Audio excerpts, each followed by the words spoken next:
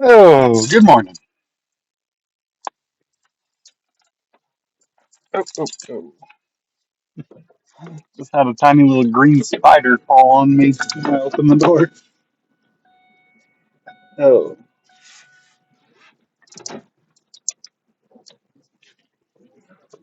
All right. So, yesterday I recorded all the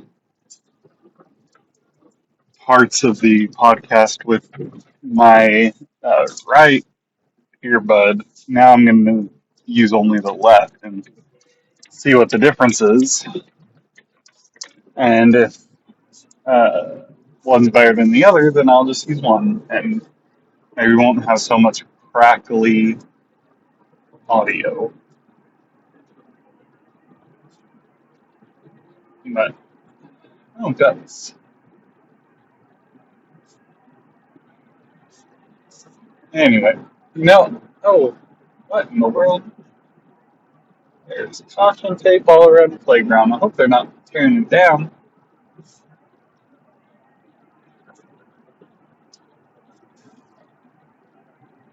Okay. Uh, I don't remember what I was thinking of talking about because I had an idea. Oh yeah, I was going to talk about. I'll start off just. My daughter really likes bubbles. I think a lot of kids do, but she really likes playing with them and blowing them and just having fun with bubbles. But she was playing with them, and I was just kind of thinking, it's very interesting. Just we have these kind of industrially produced things that's only purpose is to retain surface tension while holding air. It's just one of those weird kind of little things that you think about, and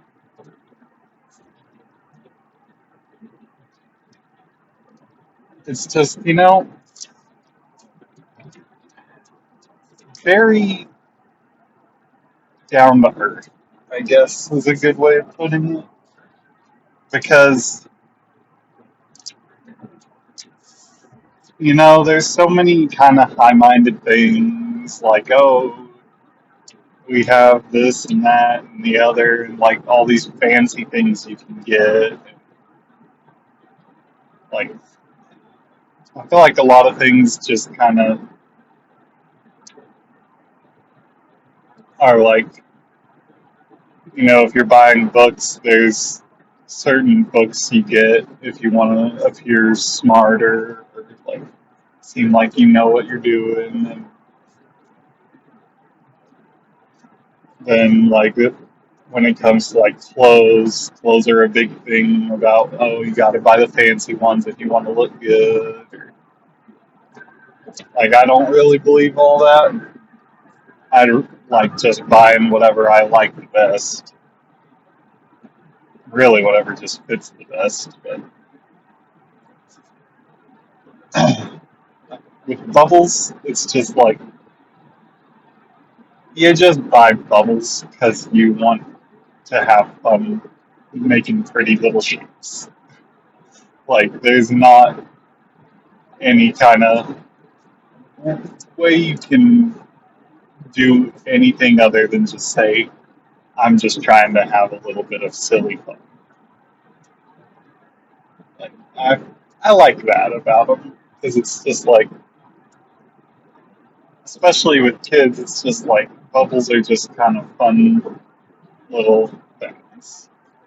And it's not going to be some like, oh, I bought this football, you bought that football, I bought uh, this like frisbee set, we got that frisbee. It's like bubbles are just very simple in a way that makes me appreciate them as a children's toy, especially, but just in general. I really prefer simple things, you know.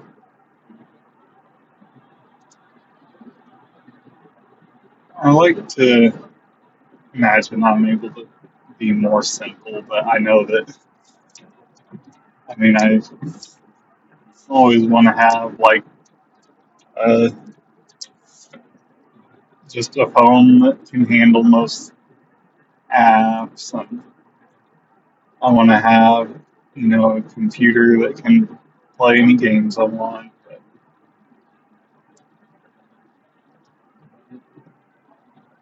I always kind of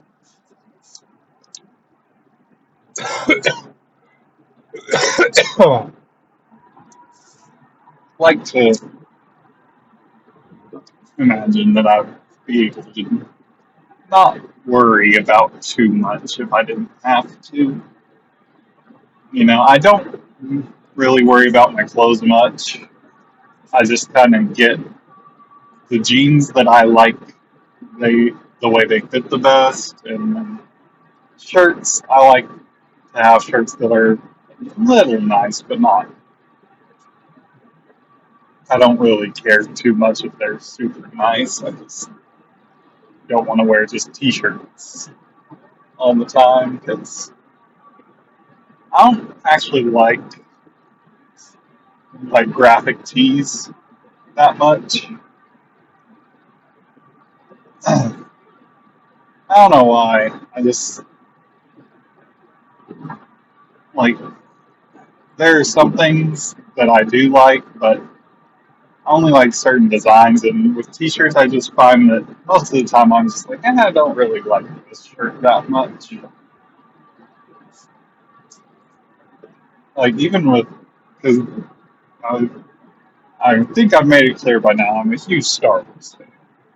But even with like Star Wars t-shirts, if it's just like a really garishly printed on kind of just like picture on a shirt, not really a fan of that. I prefer like designs and stuff more like that, where it's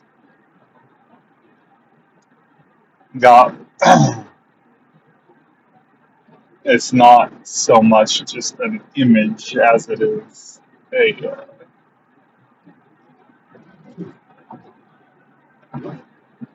design. And, but I also don't really love branded designs most of the time. Like mossy oak, I don't mind because it's just like a tree. But if it says in big letters mossy oak, I'm like, I don't prefer it. But one of the shirts I wear, one of the t-shirts I wear the most is a mossy oak, like branded across the front, but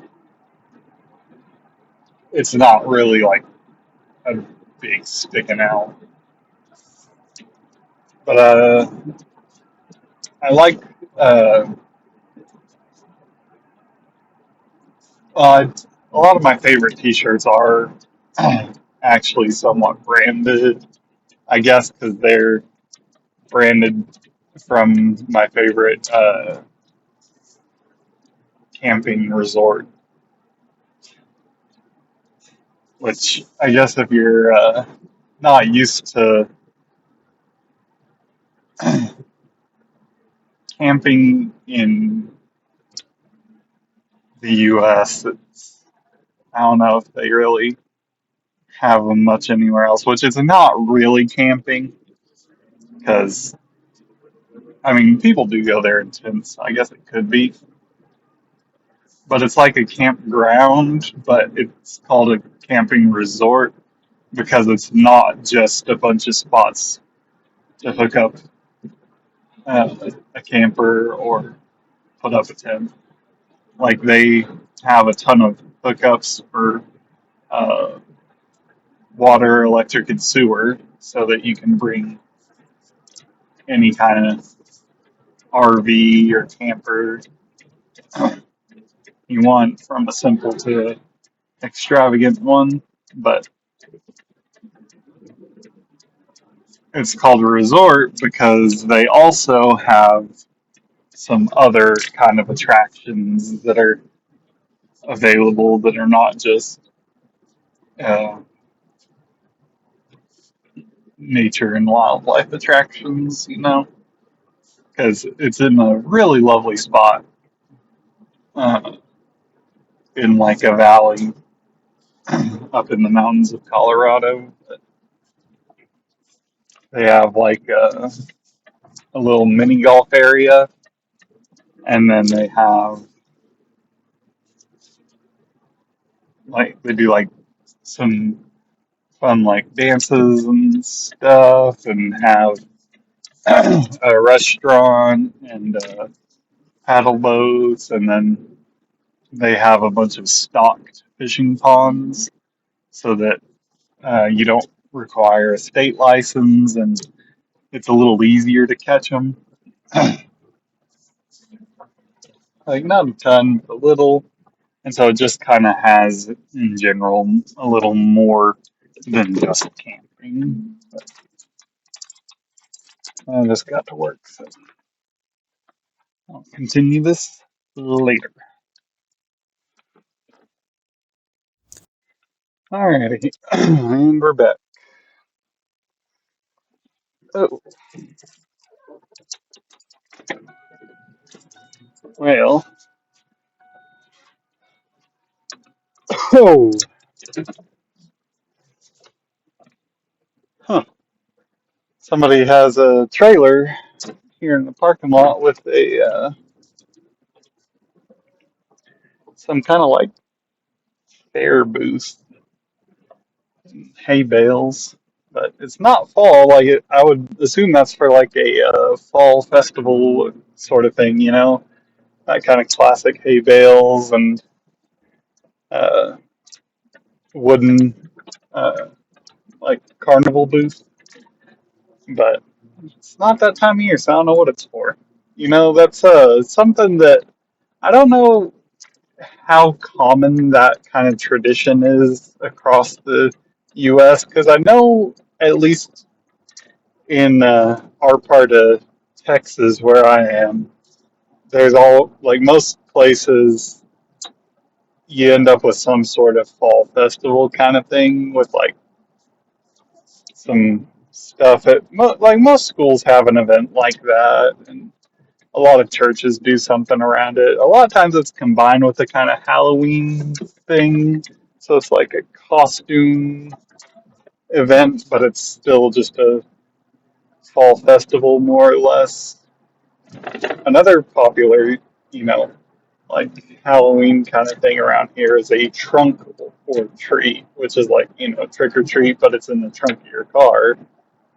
So it's a little more accessible because, it's hard to kind of get a lot of people in a single neighborhood that, everyone's okay with doing some kind of big trick or treat event. So people tend to go and have trunk or treats where you go to a place where you know a lot of the people there, and it's more of a safe space for kids because it's all kind of blocked off so you don't have to worry about them, and they can just kind of run around. And then people decorate their car instead of their house, so it's a lot less decorating as well, so you can go more all out. I like those kind of things because it feels like a lot more of a community event as well. Whereas, like, if you're just sitting at home waiting for people to come around, you see the people who come around, but then you also don't interact with your actual neighbors because they're all at home as well. Or if you do go out and trick or treat, you get to interact with a lot of people, but then you don't have anybody at your place. So it's kind of a mixed bag, I feel. Which, having a kid now, it's like I'm not 100% sure about uh, trick or treating just because, like, if I'm going with her, I feel like it would be good, but I definitely think that I would never let my kids go trick or treating without me. It's just one of those things where it's kind of, even though I know that 99% of the time they'd be safe and all, it's just kind of, you always want to be careful. And I feel like these days it's kind of encouraged to be a little more careful with your kids versus more laissez-faire, you know? So you see more people just kind of being that protective parent, not overprotective necessarily, but protective so that they keep their kids safe. I don't think that the world has gotten more dangerous, but I definitely think that our perception of danger is better than it used to be, and so we know the dangers that are out there compared to how it used to be. Because I think, back in like the 70s and 80s, people are always like, oh, back in my day, you could just run around outside. You never went inside for anything. You just ran down the street to your friend's house when you were 5 years old. And I definitely think that it felt safer back then, mostly because you never heard about all the dangerous things going on and anything too much, and all the tragedy was kind of less immediately public. And these days, anything that happens from 5 states away, everybody in the world knows about it. So it's kind of made parents a lot more cautious, me included, and makes you a lot more scared to let your kid just run outside and do things. So yeah, kids used to just kind of get hit by cars when they were riding their bikes across town. Then, like, that family was more concerned about letting their kids run around after that, but not everybody was. It's more of a local thing. And also, I think just people didn't have as much news 24/7. But I I want my daughter to be able to, get out, have fun, especially if we live in a small town kind of area. I think it'll be easier to let her, like, when she's like 12, let her ride a bike to her friend's house if it's not too far. I know I did that when I was younger. We'd get on our bikes and, like, 11, 12 years old, we'd ride to my friend's house that was just, down the street about 4 blocks and around the corner a couple. But especially like 14, 15, I mean, once you have a driver's license, it's kind of like, yeah, you can just go. But that's always changing, I guess. But back to the whole trunk or treat thing, that's something that my family's always had a lot of fun with because our church did that. Uh, as long as I can remember, at least, we've done that at my home church or my parents' church. And then at our current church, I think we did it last year. It's hard to, it's a thing that we did, but I was, I mean, the first, so we've been going to the same church for just over 2 years now. But the first year, right at uh, right around Halloween.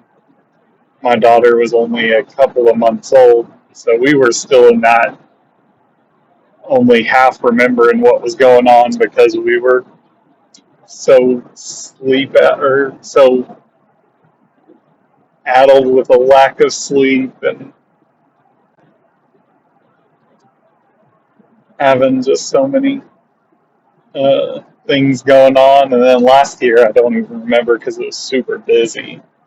But I feel like we went both years.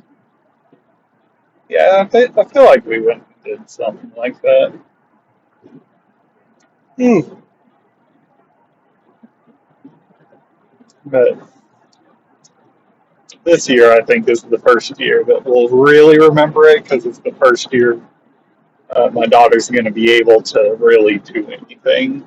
But I don't know, I was thinking, because yeah, my parents always did something, and I enjoyed helping with a few things around that. I always kind of wanted to do, because I'm a big Star Wars fan, and I grew up on the prequels. And like, if you've never seen them, there's like a ship that the clone troopers use. That's they call it just the gunship in the movies, but it's the LAAT uh, I for infantry uh, Republic gunship, and it's like this cool looking like flying ship with wings in the back and then sliding doors to let out troopers on the sides. And I always and we had minivans in our family when I was growing up. Like my mom always drove a minivan because there were so many of us. And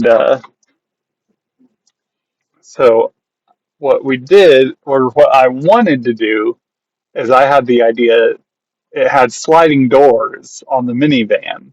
And so I wanted to decorate the minivan like a Republic gunship and do that for trick or treat. But I don't know how many people would have gotten the reference, really.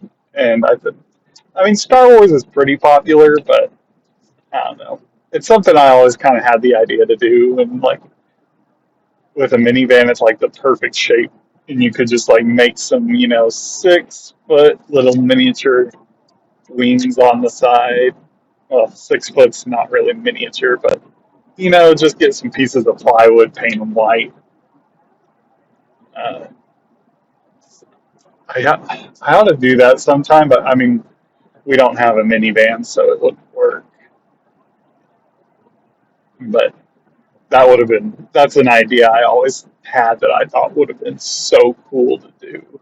Just have like stick some wings on the back and then just wrap it in like plastic or something, just some kind of non-permanent way to stick on like some cardboard or something to decorate it and make it look like a Star Wars ship. And you could slide it open and have like the a clone somebody dressed as a clone trooper handing out candy. That's that would be fun. Anyway, that's all the time I have of discussing it for now. So, oh, alrighty, welcome back. I was just talking to my wife at lunch, and we're both talking about how we've been trying to slowly, very, very slowly, learn Spanish because it's commonly spoken around here, and my wife's family is all Hispanic and speaks Spanish. A lot of like her grandparents spoke Spanish as their primary language, so she grew up around it, but never really learned it. And then her parents know Spanish, and when we go to visit them, a lot of their friends speak to them in Spanish when we're out. And also, just in my hometown, about 50% of the population is Hispanic, and uh, most of them speak Spanish. Uh, either as a first or second language. And so we want to learn Spanish so that we can, talk to more people because it's a good skill to have. And I mean, you really should try and be bilingual to some extent, I feel like, because it's just good to do and useful a lot, especially if you're learning, like, well, it depends on where you live, but in Texas, I feel like you really need to know Spanish if you know two languages. I'd say you need to know English in Texas. You need to know English, Spanish, and then German, probably. And I only say English first because it's what's on all government documents. So you kind of need to speak English in order to have an easy time getting around. But if you live in South Texas, especially, you're probably going to speak Spanish more often. And I mean, we're in Northwest Texas and we speak Spanish. Like, I hear people speaking Spanish all the time.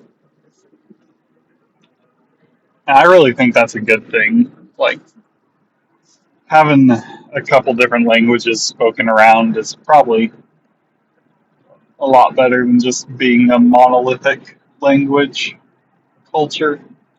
But yeah, I've been so my wife and I use the Duolingo app for learning Spanish, which I know it is not great. It's definitely not like the recommended way if you want to learn it quickly or be very thorough about learning it, but it is by far the easiest to get into and kind of keep up with. And even if it's barely in Spanish every day, the fact that it is every day kind of makes you able to hold on to concepts longer, I feel like.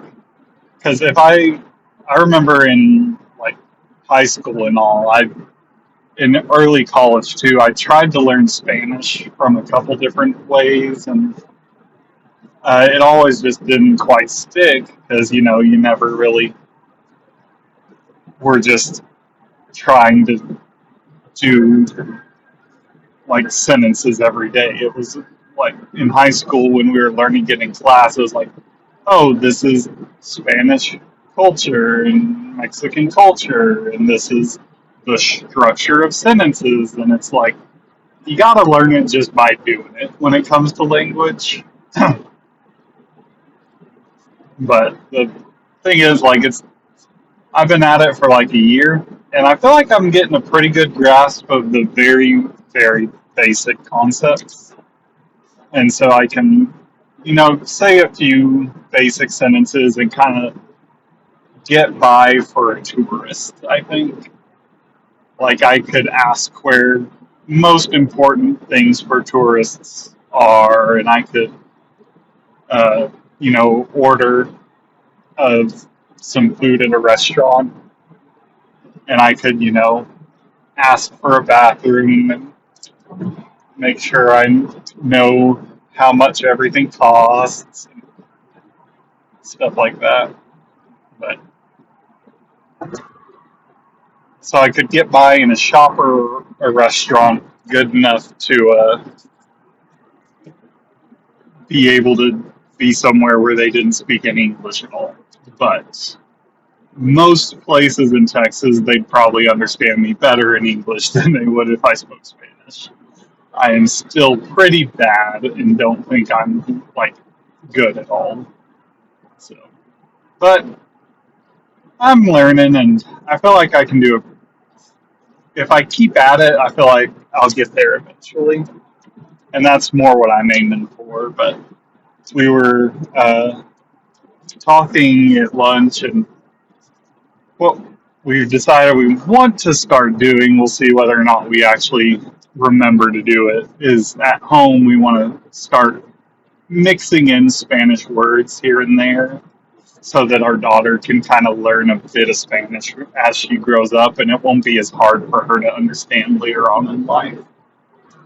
Because, yeah, when you are immersed in it at a younger age, even if it's not a ton of it, you have a better kind of starting point versus somebody who is a teenager before they even hear somebody speaking Spanish at all. And so, yeah, we've just been trying to kind of bring in phrases and words and kind of say them in both English and Spanish here and there. We're not doing the best. It's hard to remember to do when you've never really spoken Spanish outside of educational environment before. But I think it will be something we can work on that eventually leads somewhere, you know? I'd like to eventually be like bilingual, but that's probably another 10, 15 years into the future if I keep up with learning it, and then probably need to get some different software to learn it too. But my in-laws are both fluent and actually both spoke Spanish uh, in their house growing up. So they both know it much better. And if we could start maybe talking to them in Spanish, I mean, they speak Spanish at home, or not Spanish, they speak English at home now. So they probably wouldn't switch back to Spanish, but they could help us, I think, if we start just talking in Spanish around them. And then I know my brother-in-law, uh, so my wife's brother-in-law, uh, I'll just say that because I have two on my side, one on her side. But the one on her side, he still speaks Spanish to his parents a lot. I think they were a Spanish primarily household, but they now speak English because uh, none of the grandkids know Spanish. But yeah, and I know my sister-in-law, his wife does not speak Spanish very much. Like she knows more than I do, but since they didn't really learn it in their house growing up as much, and so their grandparents mainly spoke to them in English just because they didn't know Spanish. But yeah, I really want to learn it for a lot of different reasons. I mean, also, you know, and it's just good when you're looking for a job to be bilingual. That's always helpful. But also, I just want to be able to talk to everybody I meet, and especially if me and my wife ever do move to any small town around here, but especially my hometown, if we ever do think about moving there seriously. Not everyone there speaks English, but everyone there speaks either English or Spanish because there's a big German population there, but they all speak Spanish and German, and most of them are trilingual and can speak all three. But the ones that are not usually speak Spanish because it's a I don't remember the full history, but I think it was in the 30s maybe. I don't remember exactly when, but it was quite a while ago.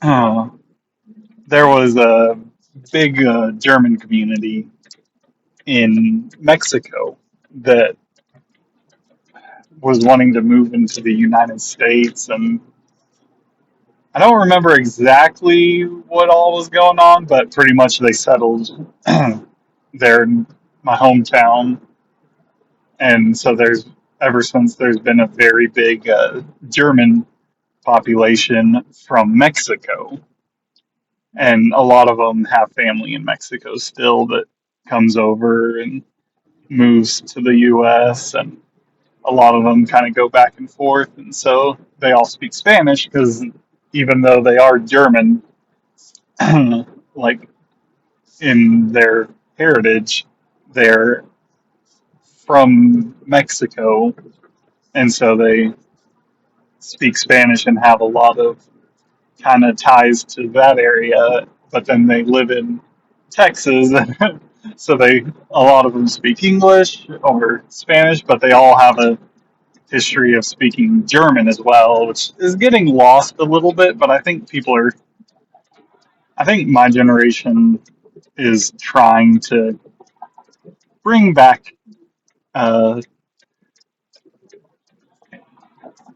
heritage languages, I guess is a good way of putting it. Pretty much, like I want to make sure my daughter is Hispanic, so I want her to learn Spanish. I want her to kind of know the cultures she comes from, even if she isn't currently living in Mexico. Like her great grandparents were born in Mexico, and so I want her to have some more ties to that and be able to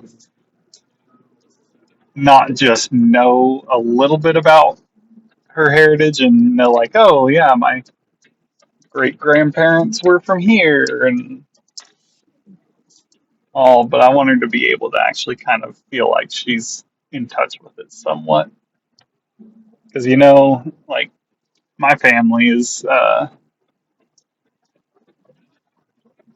I don't know exactly, need a good DNA test, but I know we have a lot of mixed white mystery.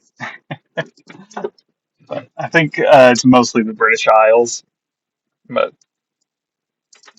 it'd be interesting to kind of know kind of family history like that and be a little more knowledgeable about it, even if you're not that involved. But that's all the time we have for now. So, oh boy,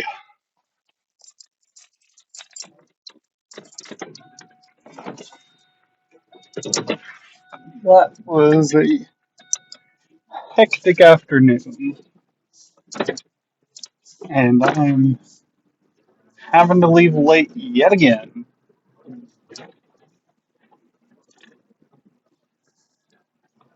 Oh,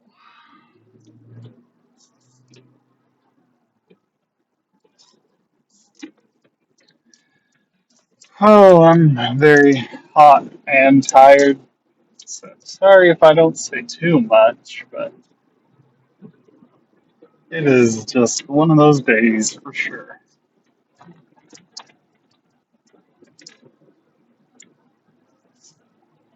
Oh,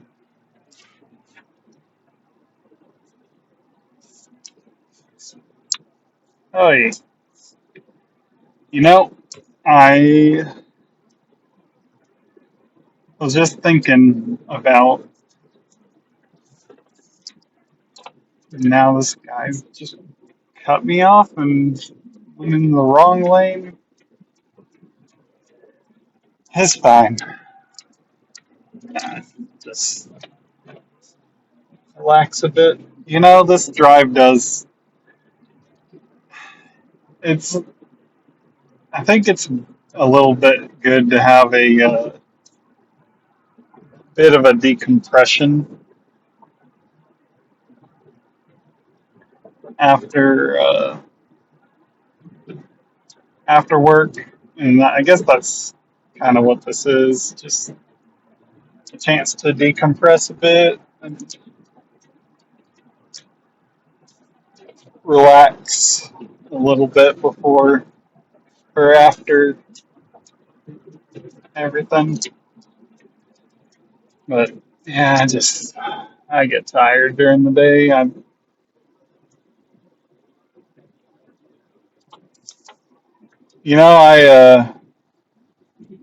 still hesitant to share this podcast far and wide because I know that I mean, I guess I haven't said anything too personal. I said some personal stuff, but I was just thinking um, as I was leaving, what if I wanted to share it with someone from work? But I don't think I ever would, just because, I want to feel like the anonymity of the internet is kind of still there, because it feels good to be able to kind of know with the anonymous nature of the internet that nobody who I don't tell is going to know who it is on this podcast. Like, I mean, people who know me well could probably guess from the context clues, but they would have to listen to it for one thing, and it's not really going to be something that pops up that frequently for people. And I mean, I've only had 100 and something views, and even if I had like a million and they were all in the US, that's still less than a 1% chance that it's anybody who I know, or that anybody I know is one of them. And so it's just, it's kind of nice thinking that other than me and my wife, I just can kind of vent, not vent exactly, but just let out all my honest opinions without worrying about people judging me, because I don't really care if other people on the internet judge me, because I know not everybody's going to agree with my opinions and not everyone's going to like my opinions. So it might not be anything at all. But if it's somebody I know, then it could just affect the way they kind of talk to me or treat me. Not family, really. I'm not worried about family very much. I've still not shared it just because, I don't know, I'm still kind of shy about that, I guess. But uh, sharing it with coworkers, just, I know I've vented about my coworkers on here before, so they'd be able to tell who was who. But I don't know. It's just kind of one of those things. I don't know if I really want to share that part of my life with them. I'm not a huge work guy under most circumstances, but especially on personal life stuff, I'll talk about a lot of aspects of it, but I don't really want to share that much of my personal life with my coworkers. It's just, I'd rather not, just because I feel like talking politics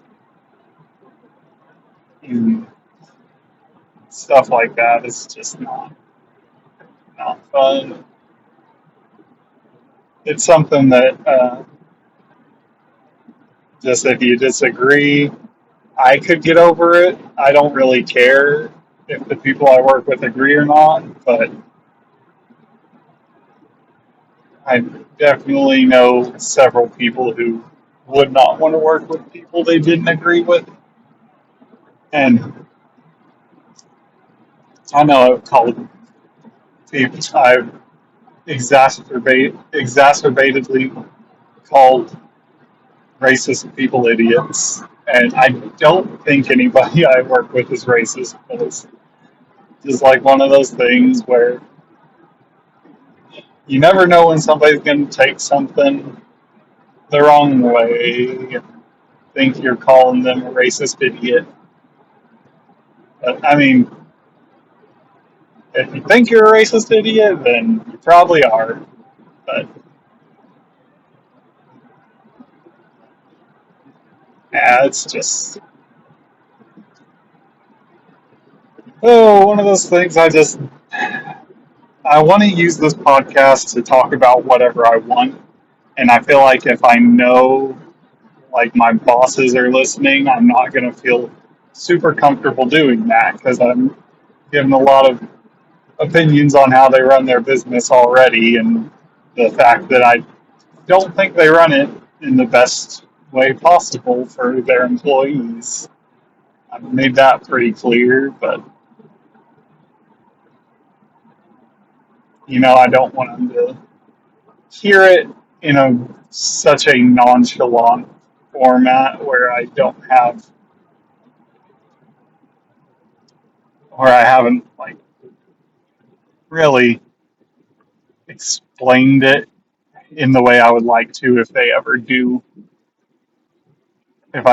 give my opinion. I'd like it to be more of a well-formed, coherent message of how they need to improve their employees' lives and not just, I think y'all are doing a bad job. So nobody likes to hear that. They're pretty nice people. I don't think they'd fire me or get mad at me for anything I said on here, especially since I haven't mentioned anybody by name or the company I work at by name. But it's just one of those things, you know, whether those concerns are founded or not. I'm still just hesitant because of them. But,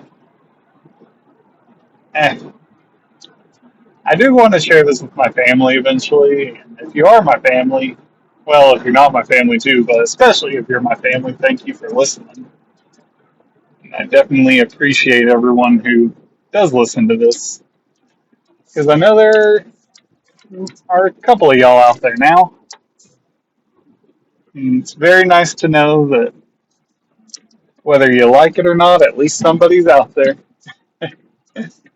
Oh, but that is about all the time we got. So thank y'all. Have a good day.